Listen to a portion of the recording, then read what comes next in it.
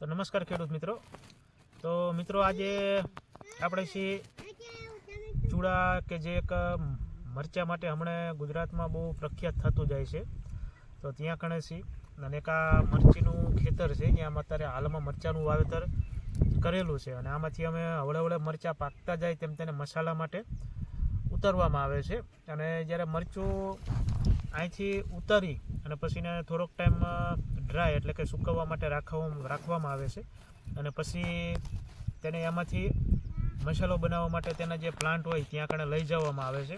એ આપણે તમને દેખાડશું, પણ એ આપણે ત્યારે જોઈશું કે જ્યારે આ મસાલો દળાવવાના પ્લાન્ટ ચાલુ થાય, કારણ કે હાલમાં હજી કોઈ એવા પ્લાન્ટ ચાલુ થયેલા નથી. આ જે ફાર્મ છે, આ ફાર્મ એટલે કે ખેતર છે, એ મારું પોતાનું છે અને અહીંયા મારા ફાધર ને આ ખેતી કરે છે અને એમને હાલમાં જે આ મરચીનું વાવેતર કર્યું છે એ થોડુંક જ છે, લગભગ અડધા વીઘાનું આ વાવેતર કરેલું છે. અને એમાં અમે તમને મરચી દેખાડશું કે મરચી કઈ રીતની અત્યારે હાલતમાં છે, કારણ કે આ તમે અમુક જોઈ શકો છો. જે આ મરચું રહ્યું ને આમાં અમુક આ લાલ લેવા થઈ ગયા છે, મતલબ આને અમે ઉતારીને પછી આને થોડોક ટાઈમ સૂકવવામાં આવશે અને સૂકાઈ જાય પછી એકદમ સૂકું થઈ જાય એટલે 100% સૂકાઈ જાય પછી એને મસાલો બનાવવા માટે એના પ્લાન્ટમાં લઈ જવામાં આવે છે.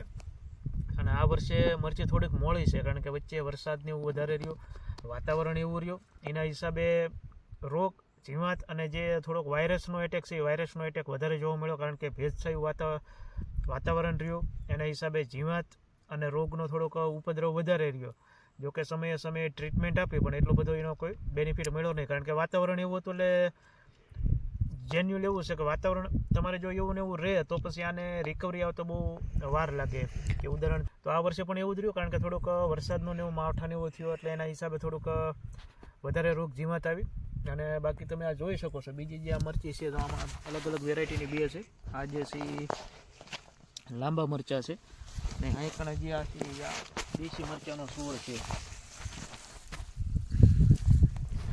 તો આપણે એમાં ખેતરની મરચીની મુલાકાત કરીશું. હજારીગલનો છોડ છે જેમાં ફૂલ ખૂબ સારા આવ્યા છે, તમે જોઈ શકો છો. અને આ વાવવાનું કારણ એ પણ છે કે આમાં હજારીગલનું તમે વાવેતર કરો તો અમુક રોગ જીવાતો ઈયળોનો ઉપદ્રવ ઓછો રહે છે. તો બધી મરચાં આવા જ હતા, પણ વરસાદનું ને એનો વધારે રહેતા અને વાતાવરણ થોડુંક ભેજછાયું રહેતા જેના હિસાબે મરચી આડી પડી ગઈ છે અને થોડીક વાયરસનું એટેક પણ છે. અને વરસાદને એવું વધારે રહેતા જમીનમાં ભેજ વધારે હોય જેથી ટાઈમે નિંદામણ ન થઈ શક્યું, એટલે નિંદામણનો પણ થોડોક પ્રશ્ન છે, પણ તે ધીરે ધીરે અમે નિંદામણ કાઢવાનું ચાલુ છે. મરચી તમે જોઈ શકો તો એના છોડવા બહુ મોટા હતા અને તેની હારે મરચાં વધારે આવવાથી પવન વધારે થયો એટલે મરચી નમી ગઈ મોટા ભાગની અને મરચી આ રીતે આમ થોડી આડી પડી ગઈ. જોકે હજી એની હારે મરચાં તો એવા જ છે અને જેને અત્યારે ઉતારવાનું એવું ચાલુ છે. ઉતારીને પછી તેને સૂકવવા માટે રાખવામાં આવે છે. અને સાઈડમાં થોડુંક કપાનું વાવેતર હતું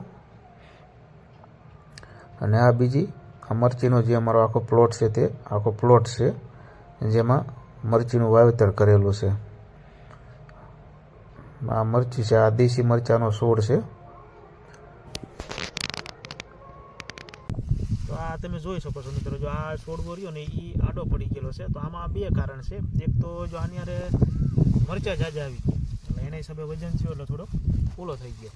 અને બીજું કે પછી પવન અને વરસાદ બંને ભેગું થયું એટલે આની ઉપર ઓટોમેટિકલી વજન વધતા આ છોડવો આખો નમી ગયો છે. અને બાકી તમે એને મરચાં જોઈ શકો છો મરચાં કેટલા છે આમાં.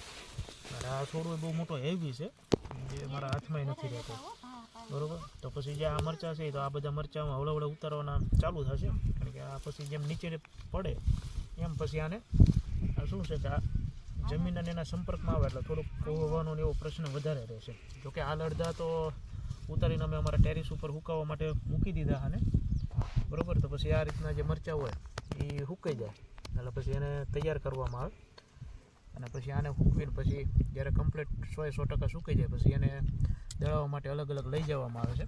અને આમાં પછી 2-3 વેરાયટી થાય છે. મોળો મસાલો પણ હોય છે, તીખો મસાલો પણ હોય છે અને ફૂલ તીખો પણ હોય છે, જે અલગ પછી બીજા આમાં ઉમેરીને દેશી ને બધું હોય એમાં ઉમેરીને પછી બનાવવામાં આવે છે.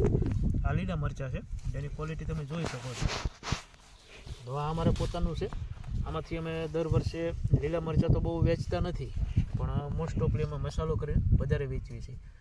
જે તમને બજારમાં હોય એ પ્રમાણે જ ભાવતાલ હોય છે. ભાવતાલ બહુ જાજા હોતા નથી. જેન્યુઅલી અમારું ગામ છે, મારું ગામ છે ચોકડી, જ્યાં કણે લગભગ અત્યારે મોટાભાગના ખેડૂતો મરચીનું વાવેતર કરે છે.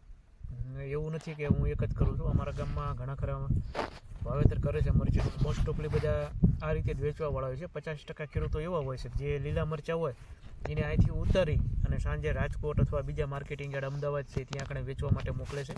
પણ એ તે જો કે 50%નું મસાલો કરીને વેચે છે પોતે. તો મારા ગામમાં હાલ અત્યારે મરચીનું વાવેતર વધારે છે.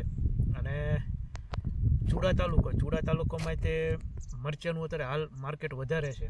અને અહીંથી લગભગ મોસ્ટ ઓફલી જેન્યુઅલ બહાર પણ મસાલો એટલો જ જાય છે દળાઈને, જે પોતે પોતાની રીતે દળીને બનાવીને મેકે છે.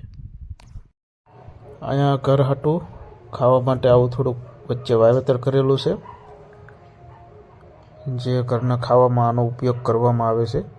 અને આ બીજા મરચીના છોડ તમે જોઈ શકો છો. જો આ રીતે મરચીનું જ્યારે 50% રેખું મરચું અત્યારે હાલ જાન્યુઆરી લાગેલું છે તે સુકાઈ ગયું છે.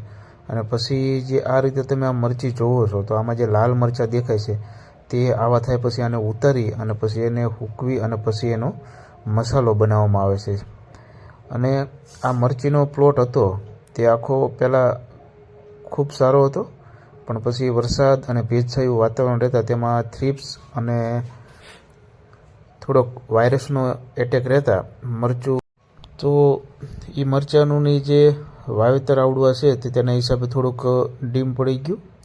અને જેના હિસાબે આ મરચી તમે બીજી જોઈ શકો છો કે ઘણી ખરી મરચી, કારણ કે મરચાંને એવું બધું વધારે હારે આવતા અને પવનને એવું થતા મરચી મોટાભાગની આડી પડી ગઈ.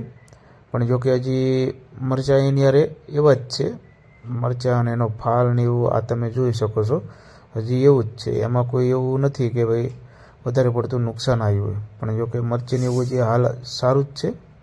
તો મિત્રો, જો તમને આ વિડીયો સારો લાગ્યો હોય તો વિડીયો લાઇક કરજો, શેર કરજો. અને આવી જ પ્રાકૃતિક ખેતી તેમજ સરકારશ્રીની વિવિધ યોજના માટે અમારી ચેનલને સબસ્ક્રાઈબ કરવાનું ન ભૂલતા.